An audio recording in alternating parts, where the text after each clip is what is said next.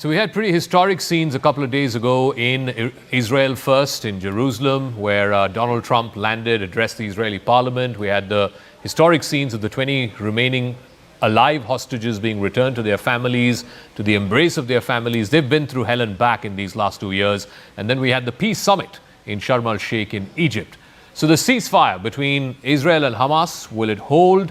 We're already seeing some fraying at the edges, some killings that have already happened, some tank shelling that's going on in northern Gaza. Will it hold? What are the conditions for it to hold? What about India's role? Prime Minister Modi was one of the first to welcome this ceasefire, also congratulated Prime Minister Netanyahu and President Trump, spoke to both of them in the aftermath of the ceasefire deal being agreed. We're joined by a very special guest here in our studios. Ambassador Reuven Azar is the ambassador of Israel to India. Thank you very much for joining us here on News 18. First of all, congratulations. It is a big, momentous occasion. We saw those pictures from a couple of days ago. The whole world was watching, President Trump, Prime Minister Netanyahu, the address to the Knesset, and of course, who can forget the hostages coming back to their families. How do you feel? Well, it's a moment of joy. It seems like for many Israelis, I think for all Israelis, it's like a huge rock, that was taken out of our heart. To see the scenes of the living hostages coming back, the families that have suffered for so long, and the sense of responsibility we had to see each and every one of them back home. That gives a lot of relief, but it's not done. We are waiting for the murdered hostages to come back. Hamas, they committed to do it in 72 hours. They didn't do it. We want to give this ceasefire a chance, Zakka. We want to give peace a chance. I think this is a rare moment that we are having in our region in which there is international consensus on a path forward. That is very, very clear.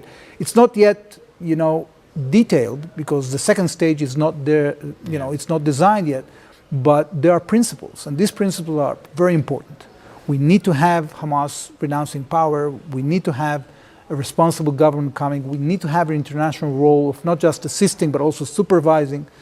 We are looking forward for that to happen so we can go back to our lives. We have no interest of staying in the Gaza Strip. But right now, what we're seeing, as you said, there are some hiccups here. Yeah. We've seen atrocious murders of Palestinians by Hamas. Yeah. It's very, difficult to look at that, how they are murdering their own people. There have been some attempts to, penetrate areas which Israel is still in control. But largely speaking, the ceasefire is holding. And we have great hope that with international pressure on Hamas, especially pressure from the Arab countries and Muslim nations, that Hamas actually will keep its word and actually give back our murdered hostages and implement the 20-point plan.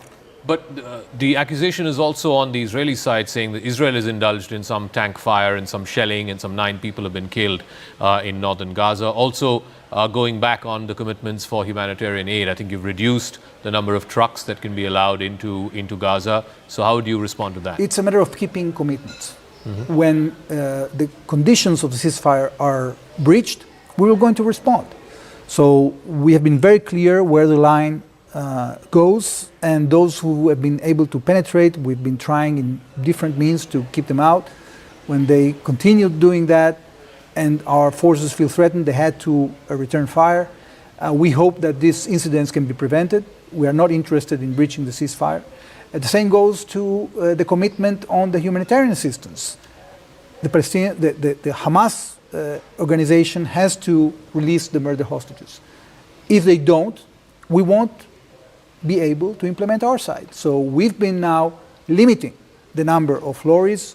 We have said that Rafah crossing point won't be open until the commitments are met. They were supposed to release all of them within 72 hours. They didn't do it. So out of the 28, how many have been returned? Well, we still have 21 that haven't returned. They released 4. They then released another batch of 4. Out of them, only 3 were hostages. So we are still waiting for that to continue, and we hope it continues. But the second phase is the more difficult one, and Hamas has already walked back on, the commitment to give up arms or the commitment to not have any role in a future Gaza. So what makes you hopeful that this ceasefire will stick? Well, it's not a surprise. You know, Hamas has been playing these tricks time and again. It's a matter of being showing resolve, not only by us, but also by all the partners that were part of this deal.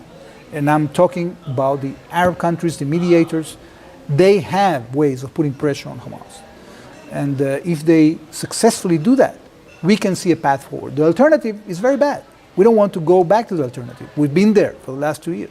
But it's also true that Israel itself has been, at least majority public in Israel, and I was there a few months ago, they're tired of this war. They are exhausted of this war, and they wanted this war to end and for the hostages to be brought back home. So, you know, going back to the war doesn't seem like an option, at least from a public point of view. Look, it's not an option unless we have a situation in which there is a danger that Hamas will rearm and regroup and do the 7th of October again.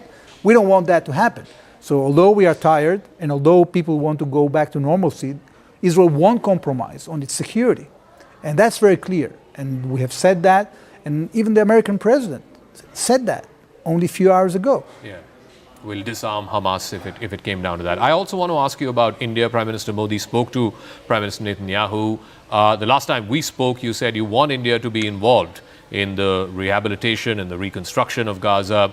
Is there anything more that you can give us in terms of what role you would want India to play there? Is there any specific areas or sectors you're talking about? No, at this point, I think I detailed the last time that we are talking here about an increasing role of India because of its growing interest in the Middle East, because of its engagement, both in terms of infrastructure, companies coming to our region, coming to Israel, workforce. There are different aspects that we can contemplate.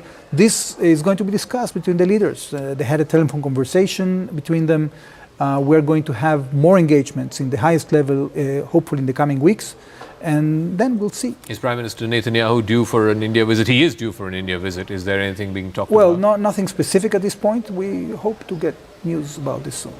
You hope to get news about this soon. We hope to get news about it as well. But as I come to the concluding sort of part of our interview, this has been an extremely difficult 2 years for ordinary Israelis, as indeed it has been for ordinary Palestinians.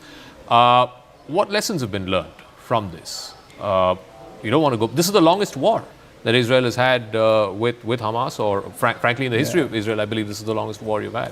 What have you learned? Well, we learned, first of all, that we have to be more vigilant. We learned that there are certain kinds of threats that we cannot live with, and that we had to take care of before they actually explode in our faces.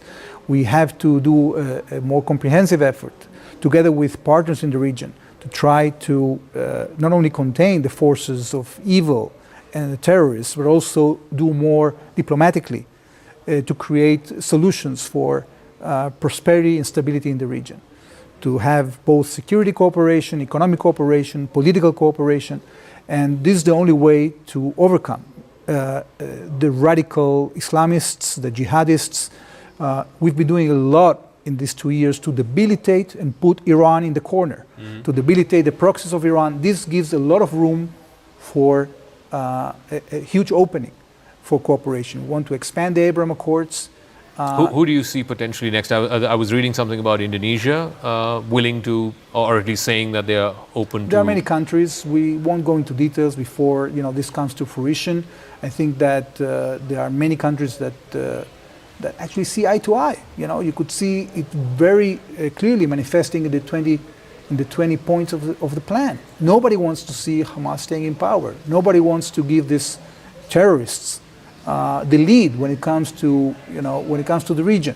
So we can do more, and if we do more, I think that the terrorists will have much lesser a chance of disrupting the lives of people in our region, including that of the Palestinians. All right, Ambassador Azar, as always, a pleasure speaking with you. Thank you very much for joining us here on CNN News 18. We'll take a quick break here on the program, but news and updates continue right on the other side in just a moment.